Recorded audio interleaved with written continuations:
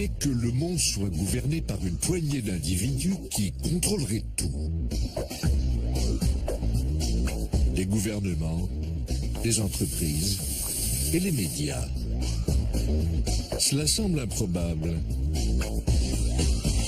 Maintenant, imaginez que ce groupe tout-puissant vienne d'une autre planète. Et que nos dirigeants semblent surréalistes. Et pourtant, un grand nombre de personnes en apparence saines d'esprit sont convaincues. Vous contrôle. Il contrôle vos émotions et vous leur appartenez. Je pense qu'il serait prêt à tuer. Si vous arrivez à contrôler le sens des réalités chez quelqu'un, vous pourrez lui faire croire ce que vous voulez. De deux choses l'une. Soit quelqu'un a fait tourner du cannabis, soit il s'agit du plus grand complot extraterrestre qui ait jamais existé.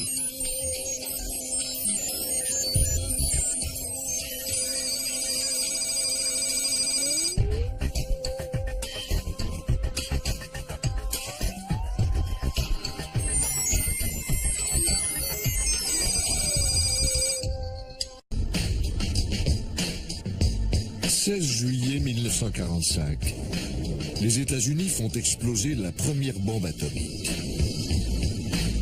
Tout le monde y voit un fait marquant de l'histoire. Mais pour certains, cette date marque également le début d'un complot extraterrestre destiné à contrôler le monde. En effet, le souffle de l'explosion aurait non seulement été ressenti sur Terre, mais aussi dans toute la galaxie et au-delà. Lorsque la population a ouvert les yeux sur le phénomène des ovnis au milieu des années 1940, les gens se sont demandé pourquoi maintenant. Et naturellement, ils ont tout de suite pensé à l'explosion de la bombe atomique. Quand on a largué la première bombe atomique, l'explosion a dégagé une telle énergie qu'elle a probablement envoyé des ondes dans tout le système solaire, peut-être même dans toute la galaxie. D'autres races évoluées, là-haut, ont été prises de court et se sont dit « Oh mon Dieu, les enfants ont trouvé les allumettes ».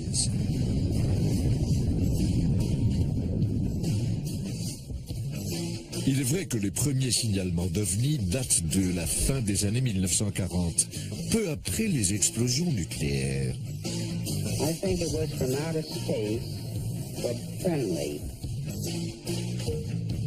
Selon cette théorie, les premiers OVNI sont des éclaireurs.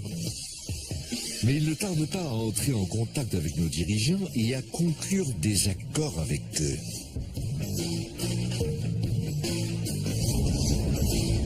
Ce serait là le début d'une conspiration internationale visant à dissimuler toute preuve de contact. Et la duperie continue.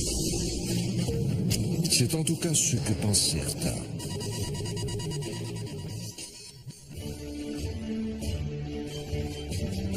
Voici Peter Gersten, un Américain de souche, avocat au pénal.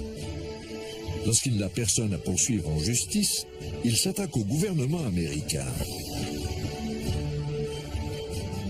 Depuis qu'il est enfant, Peter est fasciné par les ovnis.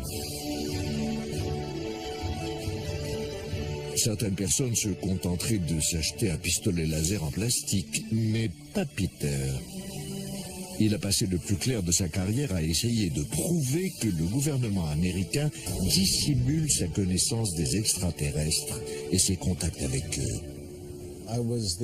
Je suis le seul avocat à avoir intenté des procès au gouvernement américain à propos de certains... Sa cité et sa connaissance des lois américaines sur la liberté de l'information ont finalement permis l'ouverture au public de centaines de documents inédits.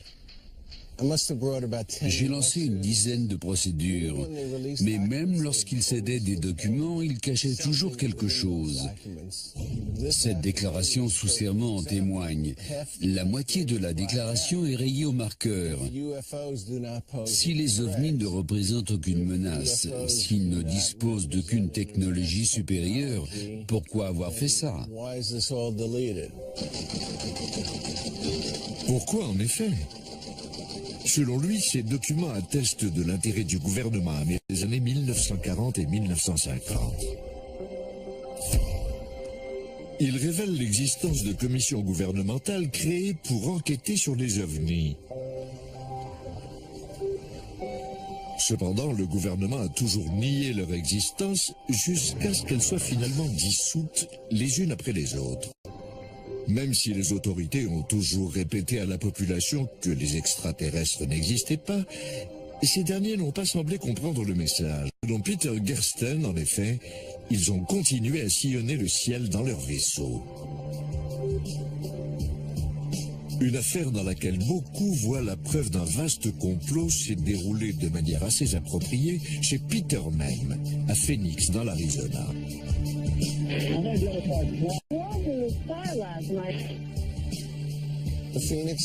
Les lumières de Phoenix sont restées entre 1 heure et 2 heures, et il n'y a jamais eu de véritable enquête pour déterminer ce que c'était.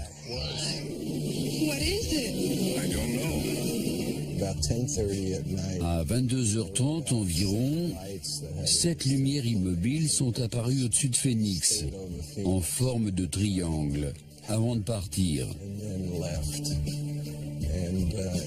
Il me paraît incroyable qu'un tel phénomène puisse se produire au-dessus d'une grande ville sans que cela donne lieu à une enquête approfondie.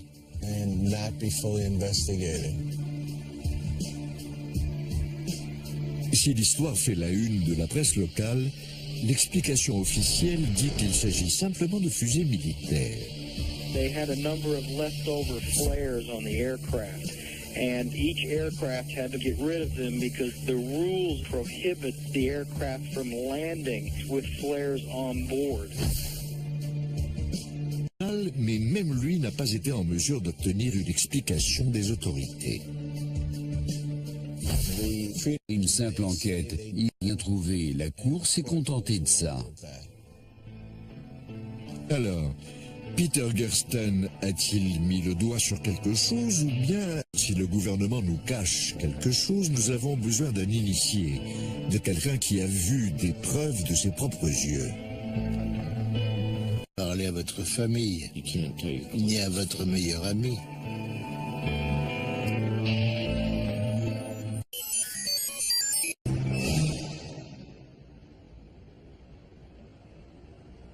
De leur collusion avec nos dirigeants serait bien sûr d'origine et se faire photographier avec des célébrités. Malheureusement, l'absence de preuves de cette nature implique de se fonder sur des éléments moins convaincants, des témoignages. On conteste que les observations d'objets volants non identifiés aient été très nombreuses dans les années 1940. Ils reconnaissent, mais ils imputent ce phénomène à la paranoïa ambiante.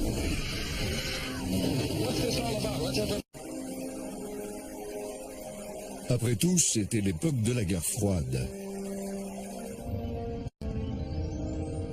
L'Occident et l'URSS se sont affrontés au moyen d'armes secrètes, d'avions espions et la seule explication des observations d'OVNI.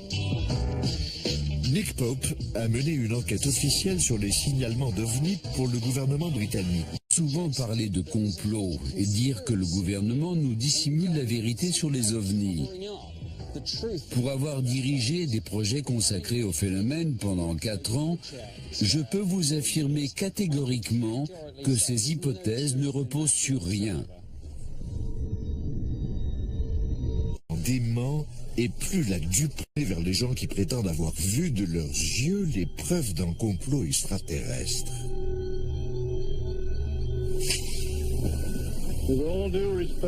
Certains de ces témoins, des extraterrestres, voici l'un d'entre eux. Clifford Stone a travaillé pendant 20 ans dans l'armée américaine. Il découvre des choses intéressantes. Il prétend ainsi avoir participé à une opération ultra secrète. Son objectif, retrouver des satellites soviétiques tombés sur Terre.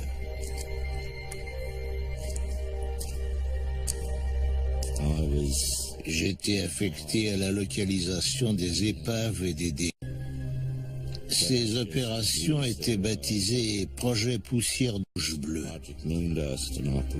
Repérer les objets d'origine inconnue ou ayant résisté à une rentrée dans l'atmosphère terrestre.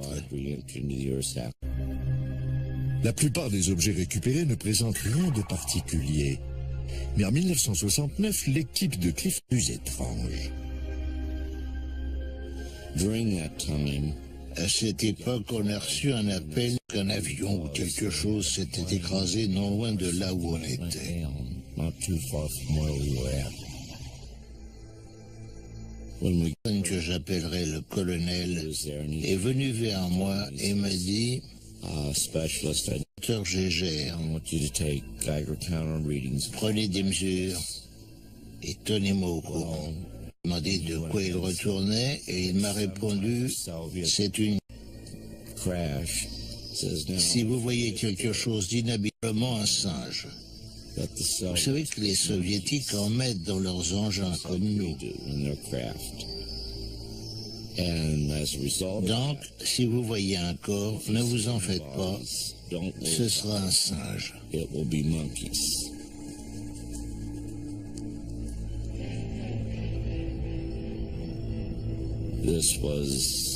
Jamais rien vu de tel.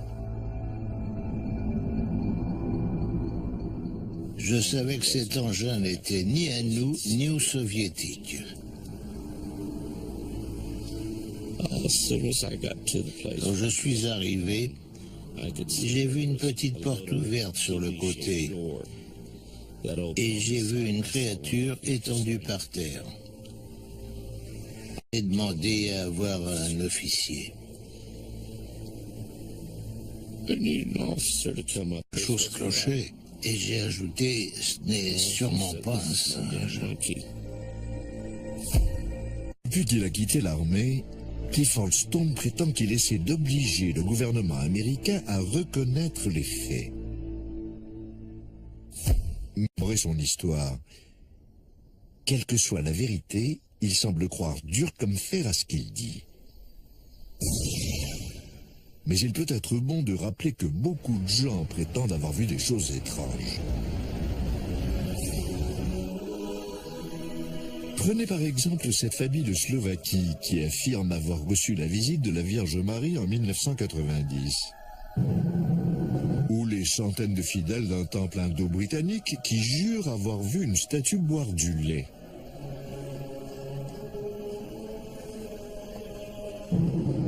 Et au Michigan, ces dizaines de gens qui prétendent avoir vu des enfants démoniaques avec des pastèques à la place de la tête. La foi est une chose étrange. Mais si par hasard Clifford Stone dit la vérité, cela appelle une question. Pourquoi les gouvernements dissimulent-ils leurs rencontres avec les extraterrestres? Qu'ont-ils à y gagner? Certaines personnes pensent que c'est une question de technologie et on ne parle pas ici de sonnerie de téléphone portable. Richard Dolan est un écrivain qui enquête sur les complots gouvernementaux depuis plus de 10 ans. Que les ovnis soient terrestres ou extraterrestres, ils impliquent l'utilisation d'un carburant autre qu'un hydrocarbure. Des centaines de gens m'ont dit « l'objet s'est immobilisé au-dessus de ma tête avant de partir en silence comme un éclair ». Avec un moteur à pétrole, c'est impossible.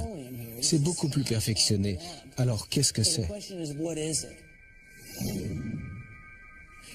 Si les engins extraterrestres utilisent une technologie qui nous est inconnue, quelle peut-elle être?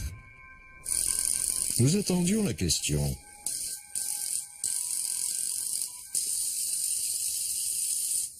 Tom Vallone fait partie d'un groupe de scientifiques qui tentent d'expliquer comment les vaisseaux extraterrestres peuvent traverser les galaxies.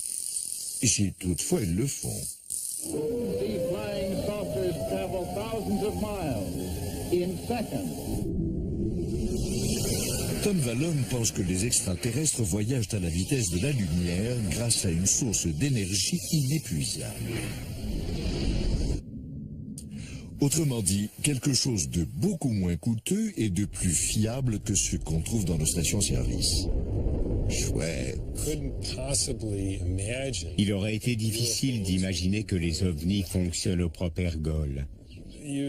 Ça ne permet même pas d'aller sur Mars. Donc, s'il existe des engins capables d'accomplir des voyages interplanétaires ou interstellaires, ils doivent pouvoir convertir l'énergie ambiante ou disposer d'une forme d'énergie si concentrée qu'elle peut durer plusieurs années-lumière.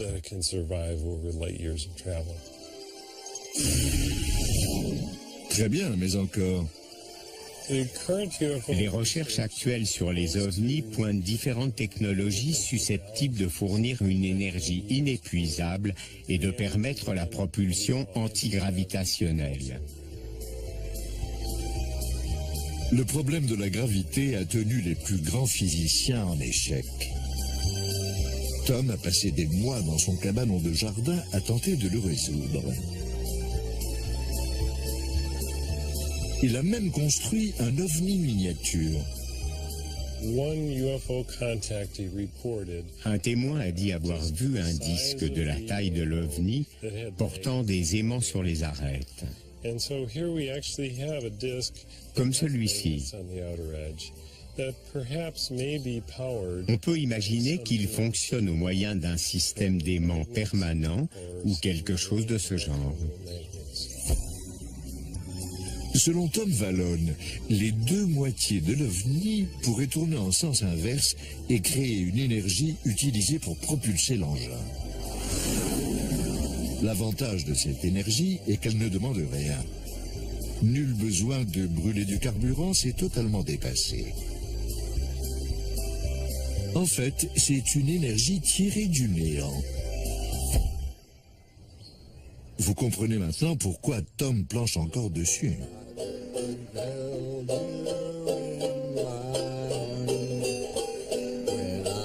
Selon la théorie du complot, un certain nombre de personnes influentes se sont trouvées bien embêtées lorsque les extraterrestres ont apporté cette énergie sur Terre.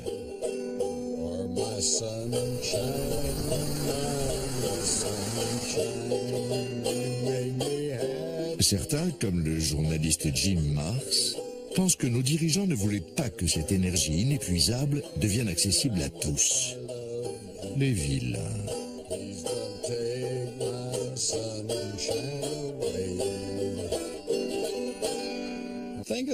Vous imaginez les conséquences de l'apparition d'une nouvelle source d'énergie qui remplacerait le gaz et le pétrole du jour au lendemain?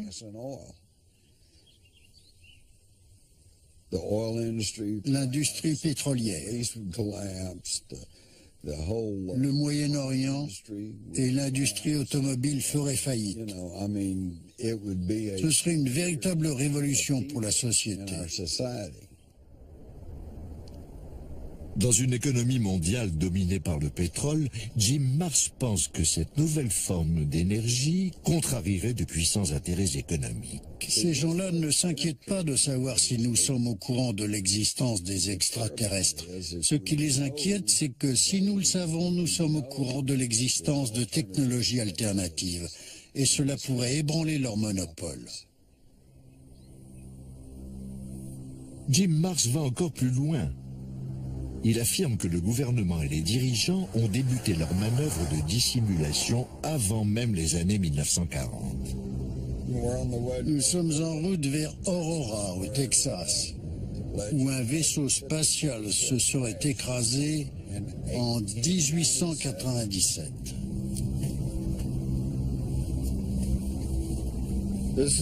Voici la plaque commémorative de la commission historique du Texas dont je vous parlais. Les plus vieilles tombes connues datent du début des années 1860. Une légende dit également qu'un vaisseau spatial se serait écrasé ici vers 1897 et que le pilote serait enterré ici. Ils disent que c'est une légende. La tombe est juste sous ce chêne, mais il n'y a aucune plaque. Donc j'imagine que je suis l'une des dernières personnes à connaître son emplacement exact. Maintenant que vous savez, il va probablement falloir vous tuer. C'est juste là. Quelqu'un a volé la plaque en 1973. On dit que c'est le gouvernement. Et j'ai des raisons de croire que c'est vrai parce qu'il y a quelque temps, j'ai rencontré une dame qui a grandi près de ce cimetière et qui m'a dit avoir rencontré des officiers fédéraux dans ce cimetière. Je lui ai dit « Ah oui ?» C'était probablement en 1973. Et elle m'a répondu « Non, c'était dans les années 1950, quand j'étais petite. »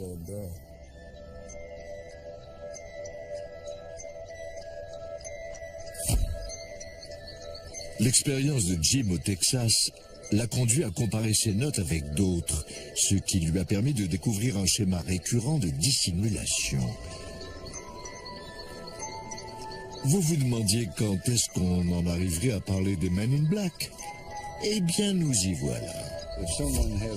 Les gens qui ont vécu une expérience avec des ovnis reçoivent parfois la visite d'hommes étranges, en costume noir, qui leur demandent ce qu'ils ont vu exactement et qui leur suggèrent fortement de n'en parler à personne.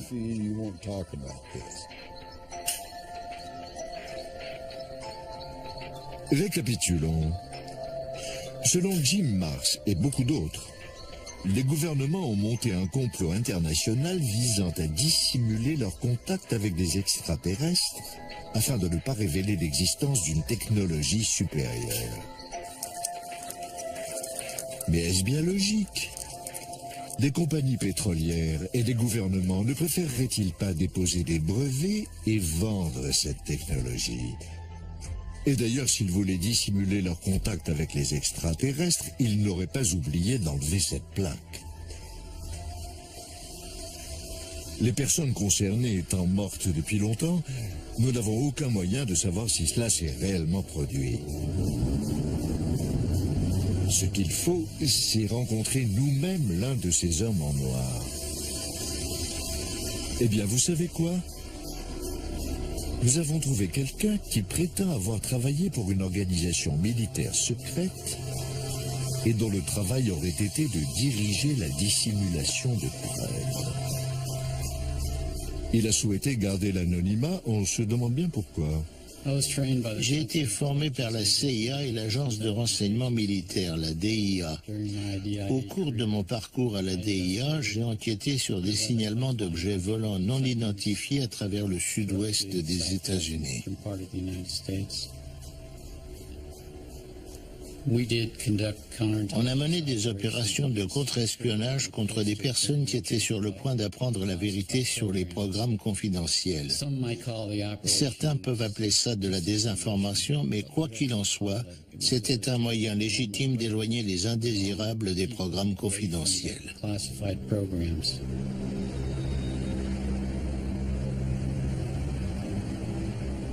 Cet agent, soi-disant secret, n'a pas voulu nous dire pourquoi l'armée souhaitait cacher ses contacts avec les extraterrestres. Il s'est contenté d'allusions obscures à une alliance entre l'armée et les extraterrestres et s'est flatté d'avoir rencontré de nombreux aliens à cette époque.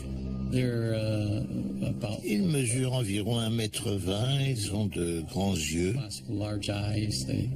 Ils viennent d'une planète dont le soleil est apparemment très puissant puisqu'ils ont des paupières doubles.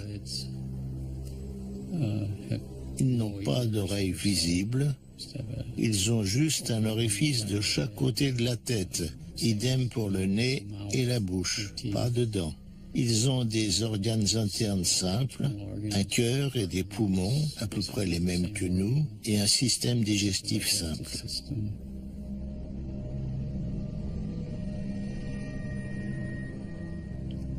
Je ne vais pas parler de ça. Il y a beaucoup de choses que j'aimerais mieux ne pas savoir. Et voilà, un agent secret qui demande à se faire interviewer et qui refuse de nous donner des preuves pour étayer ses allégations. D'ailleurs, on n'en a trouvé aucune.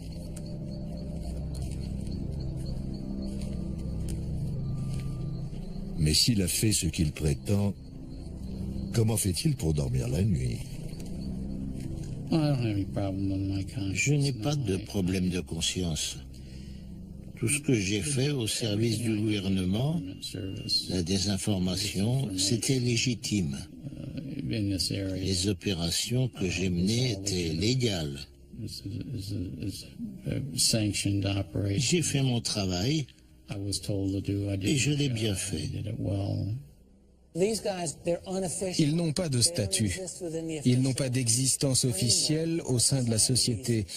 Ces agents chargés d'enquêter sur les phénomènes extraterrestres, ils sont à l'extérieur.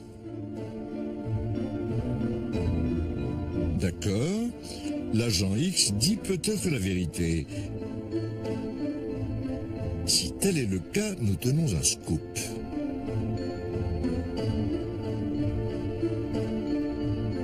Quand les dissimulations ont-elles commencé?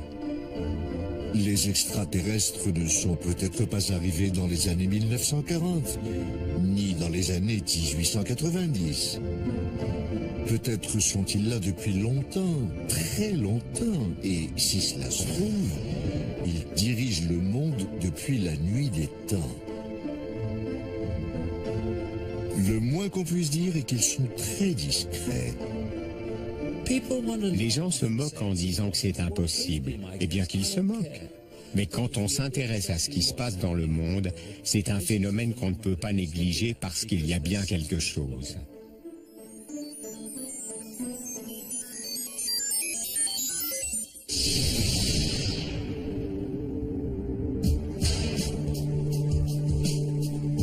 Des commissions gouvernementales secrètes ont donc enquêté sur la présence d'ovnis dans le ciel. Des opérations militaires ont été montées pour retrouver des épaves de soucoupes et leurs pilotes. De sinistres agents du gouvernement ont terrorisé la population.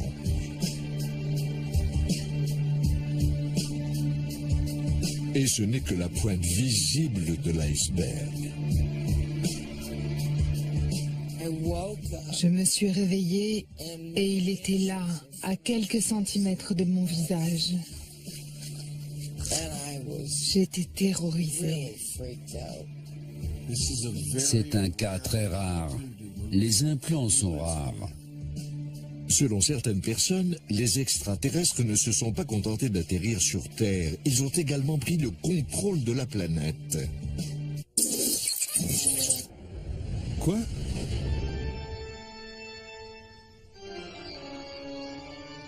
Oui, un homme en est persuadé, David Icke.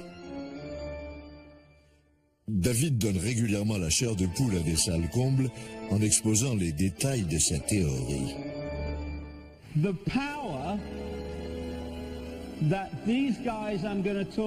pouvoir que les créatures dont je vais vous parler aujourd'hui utilisent pour nous manipuler, nous contrôler et même nous tuer, n'est que le pouvoir que nous leur cédons chaque jour. David Icke ne s'est pas toujours consacré à la théorie du complot. Il commence par être un joueur de football et commentateur sportif à la BBC. Mais pendant tout ce temps, quelque chose le travaille. Quand j'étais enfant, j'avais une sensation étrange, indicible. J'avais l'impression qu'il fallait que je fasse quelque chose. Et quand j'ai commencé à bien me débrouiller en football et que je suis passé professionnel, je me suis dit, bon, ça doit être ça. Mais il me manquait toujours quelque chose que je n'arrivais pas à exprimer. J'éprouvais un sentiment d'insatisfaction.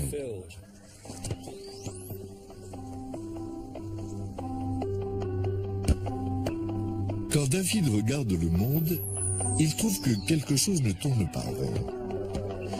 Ils n'arrivent pas à savoir ce que c'est, mais quelque chose ne va pas. La pauvreté, le réchauffement climatique, le système capitaliste? Non, quelque chose de plus profond. Ils découvrent que des anomalies de ce monde peuvent s'expliquer par la prise du contrôle de notre planète par une poignée d'hommes sans pitié. Ce groupe obscur serait composé de familles qui exercent un contrôle absolu sur la politique mondiale et l'économie.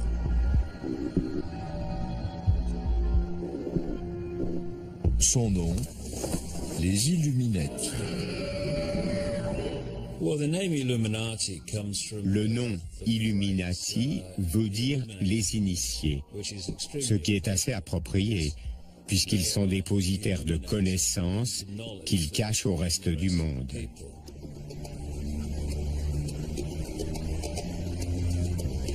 David Icke est convaincu que ces individus ne sont pas des tyrans ordinaires, ivres de pouvoir. Non. Seul un simple détail les distingue du commun des mortels.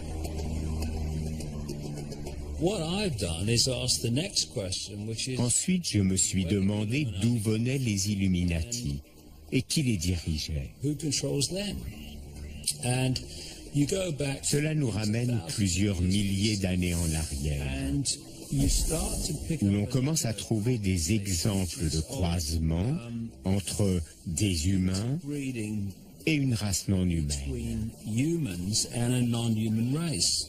I am from another planet, outside your galaxy. I'm sorry, I just don't understand.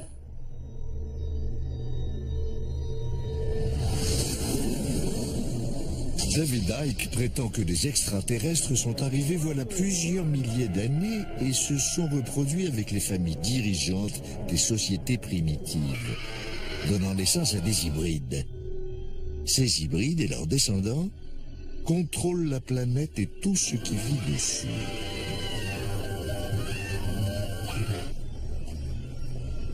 Plus effrayant encore, David affirme qu'ils se cachent parmi nous, vivent plusieurs centaines d'années et mangent de la chair humaine.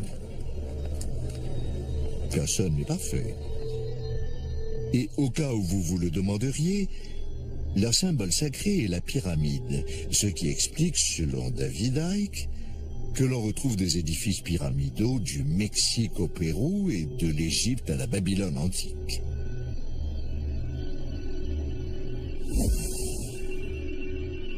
Comment connaissons-nous leur existence? À en croire David Icke, ces sociétés secrètes communiquent à l'aide de codes, en utilisant la représentation de la pyramide sacrée.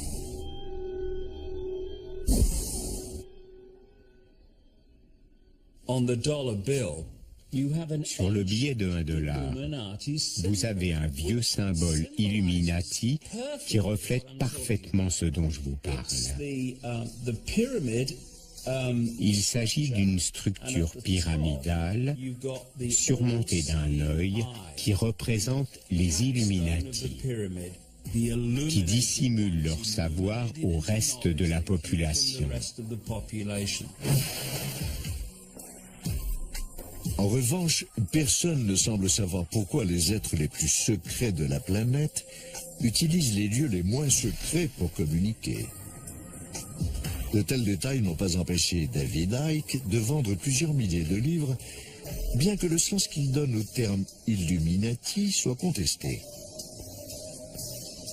Le même terme était autrefois utilisé par les partisans d'extrême droite pour désigner un complot mondial mené par les marxistes, les francs-maçons et les juifs, et certaines personnes accusent David Icke de récupérer cette vieille paranoïa.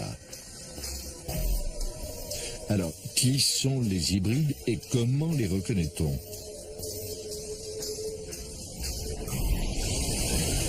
Il semblerait que George Bush et Tony Blair en soient, de même que la reine d'Angleterre, comme si ses origines allemandes ne suffisaient pas.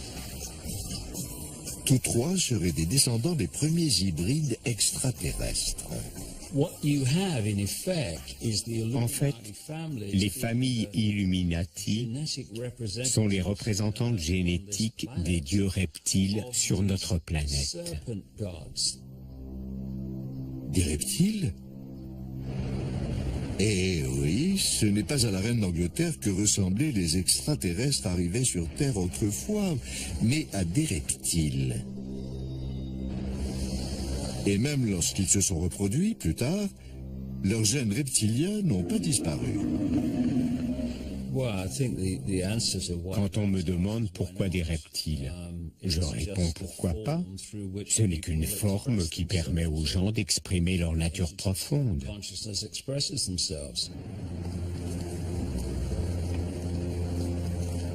Les Illuminati cachent leur vraie nature sous une forme humaine, mais de temps à autre, en dépit de leurs efforts, le reptile qui est en eux prend le dessus et les masques tombent.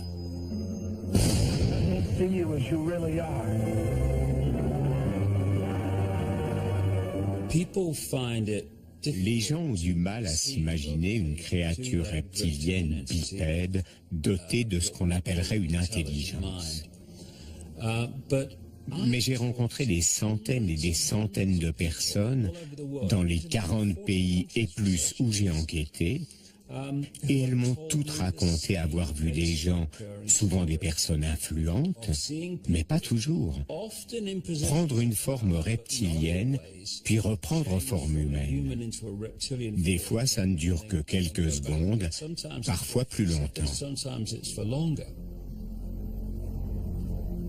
La théorie de David Icke l'a rendu célèbre auprès des adeptes de la théorie du complot.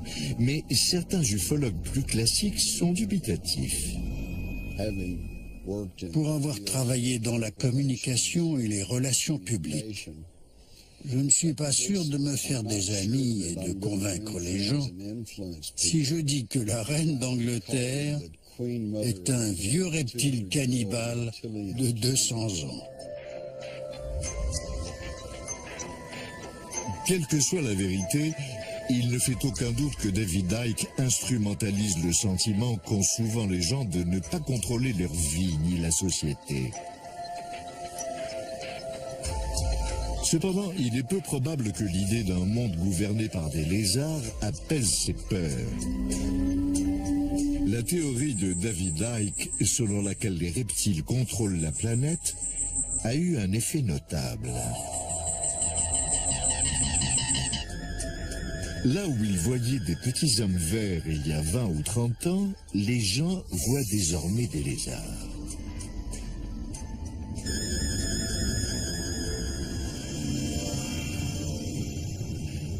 Mona Kempka est une admiratrice de David Icke. Elle a lu tous ses livres. Et comme par hasard, les lézards lui ont rendu visite.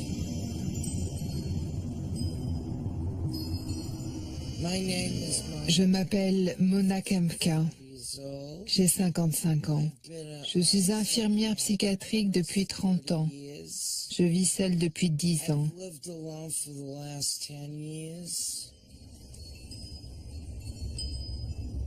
Mona a vu son premier reptile extraterrestre il y a 12 ans. En 1994, un reptoïde est apparu dans mon salon. 1,90 m, la taille fine, des pattes musclées et très longues. Il aurait pu tuer 5 hommes d'un seul coup. Je dormais parce que j'avais travaillé la nuit précédente. Je me suis réveillée et il était là, à quelques centimètres de mon visage. J'étais terrorisée. Je me suis redressée dans mon lit en criant.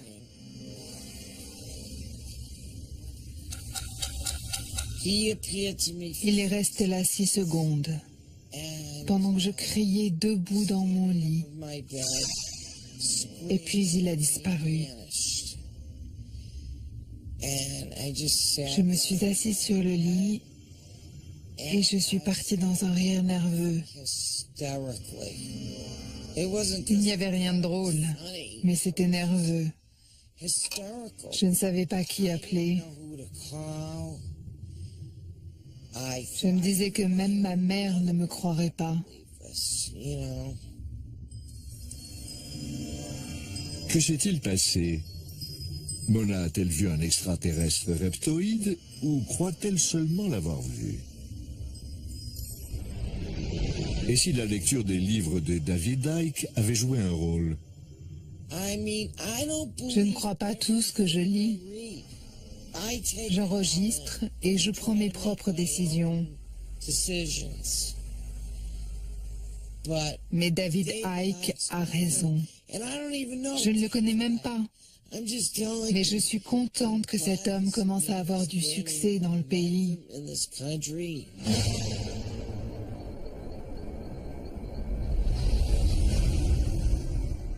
Une preuve matérielle aiderait à nous convaincre. Par exemple, un vieux bout de peau de lézard qui traîne. Malheureusement, rien.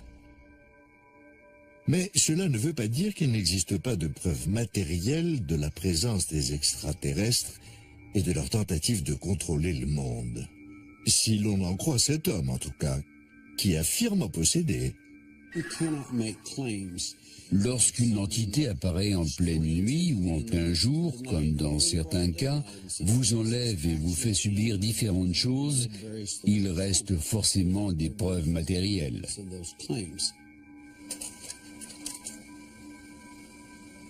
Darrell Sims est détective privé au Texas, mais il a une autre corde à son arc.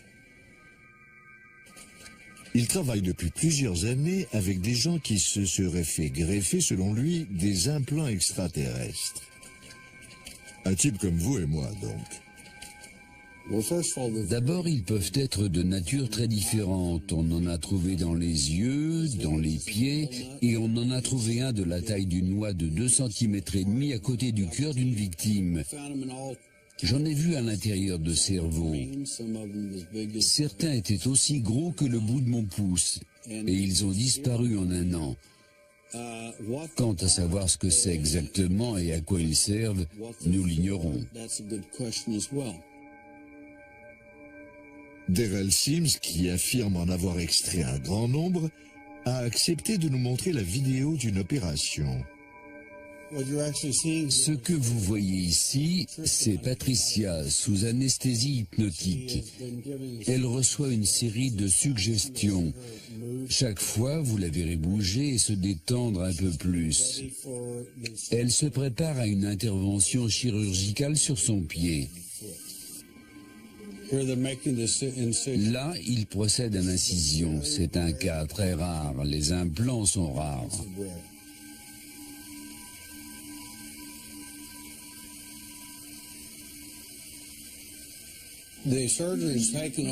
L'opération dure plus d'1 heure. Il n'arrive pas à trouver l'objet qu'il voyait si bien au rayon X.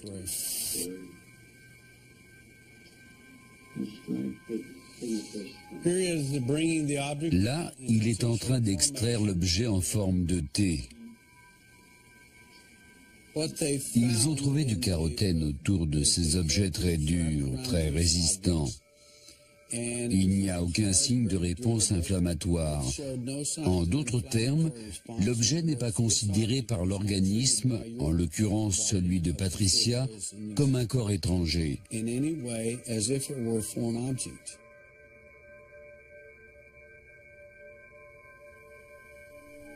Darrell Sims, qui n'a pourtant aucune formation médicale, prétend que l'objet extrait du corps de Patricia était conçu pour contrôler son esprit.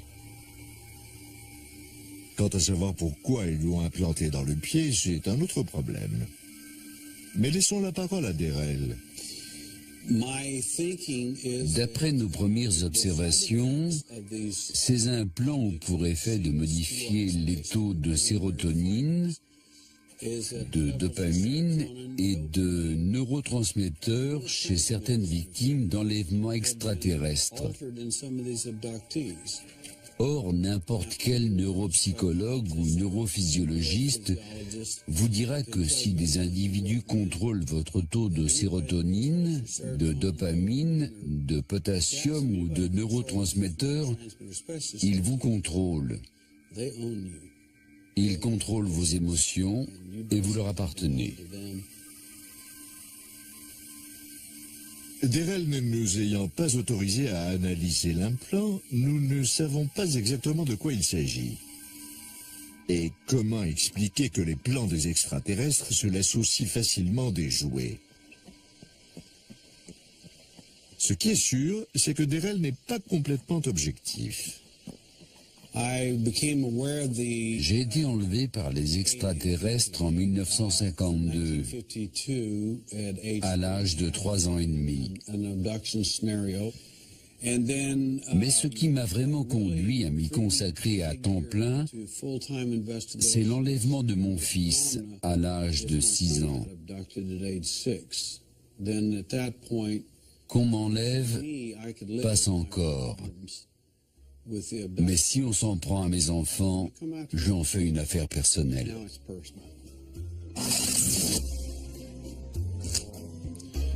Des dieux reptiles qui instrumentalisent notre méfiance et nos peurs, des implants extraterrestres qui contrôlent nos esprits, des familles hybrides à la tête du monde, mince alors. Reste une question. Pourquoi certains voient-ils des extraterrestres et pas d'autres? La réponse se trouve peut-être dans la science moderne. Les gens commencent à se rendre compte que le monde n'est pas légèrement différent de ce qu'ils pensaient, mais qu'il n'a rien à voir avec l'idée qu'ils s'en faisaient. On a beaucoup avancé dans la compréhension des phénomènes extraterrestres, mais on n'a toujours pas de réponse définitive. Dans les années 1950, la grande question était de savoir s'ils venaient de Mars ou de Vénus. Depuis les années 1990, on a progressé et la question est maintenant de savoir s'ils viennent d'une autre dimension.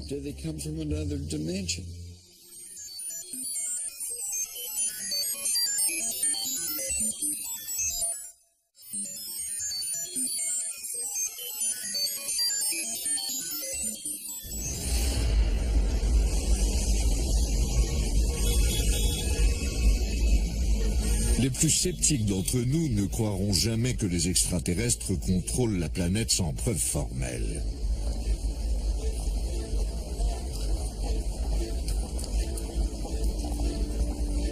Et si c'était notre vision du monde qui était faussée?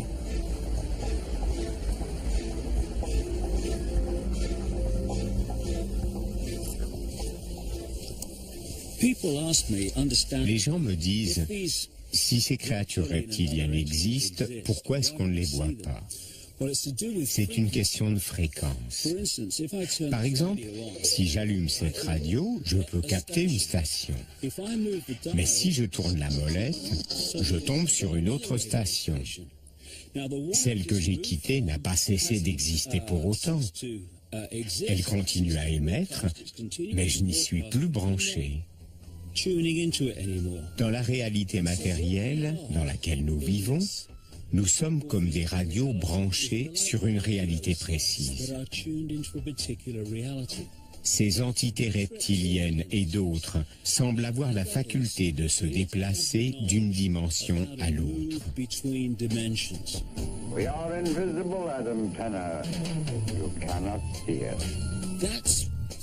Ce qui se passe est très simple. Il n'y a pas de mystère. En réalité, c'est très simple.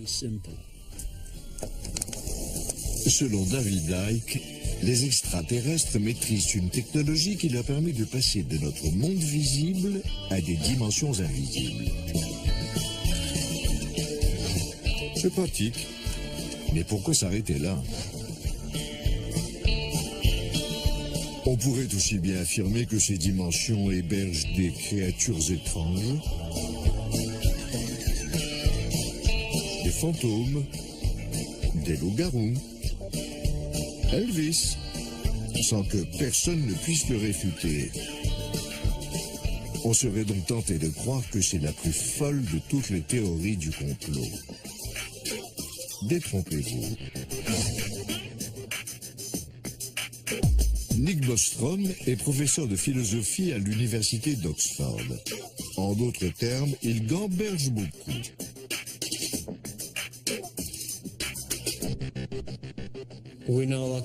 Nous croyons connaître la réalité qui est devant notre nez, mais en fait, c'est une illusion.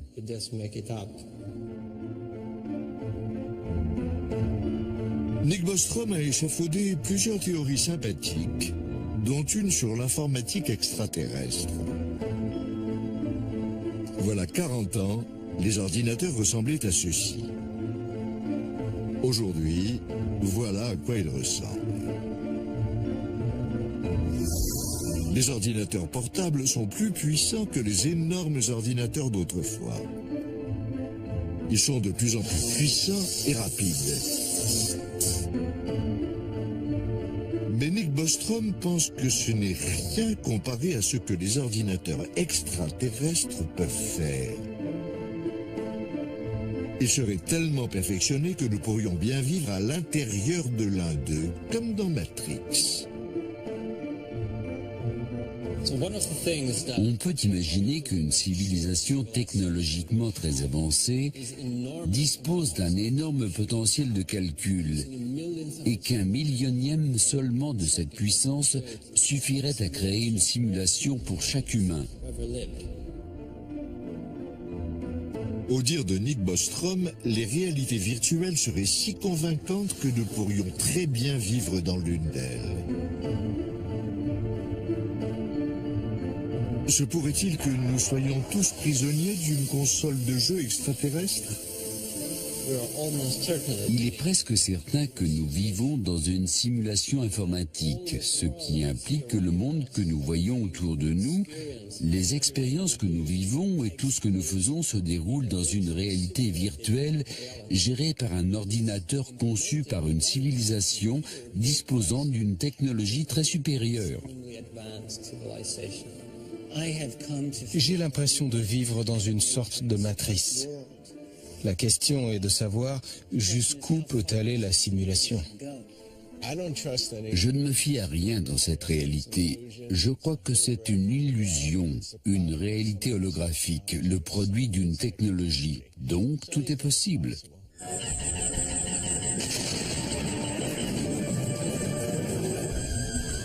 Nous voilà bien. Il y a un siècle, les gens redoutaient que les extraterrestres ne quittent leur planète pour conquérir la nôtre. Une crainte qui a donné naissance à des théories du complot alambiquées impliquant l'armée ou le gouvernement. Il a même été prétendu que les extraterrestres s'étaient reproduits avec des humains et s'envoyaient des messages secrets. Aujourd'hui, il s'avère que toutes les enquêtes menées sur ces complots ont été du temps perdu. Car la planète Terre et tout ce qui se trouve dessus, toute notre réalité en fait, ne pourrait bien être que le décor d'un jeu vidéo extraterrestre. Ils n'ont pas eu besoin de se déplacer pour nous conquérir. Ils nous ont fait venir. Alors souriez. Parce que quelque part dans une autre galaxie, quelque chose vous observe.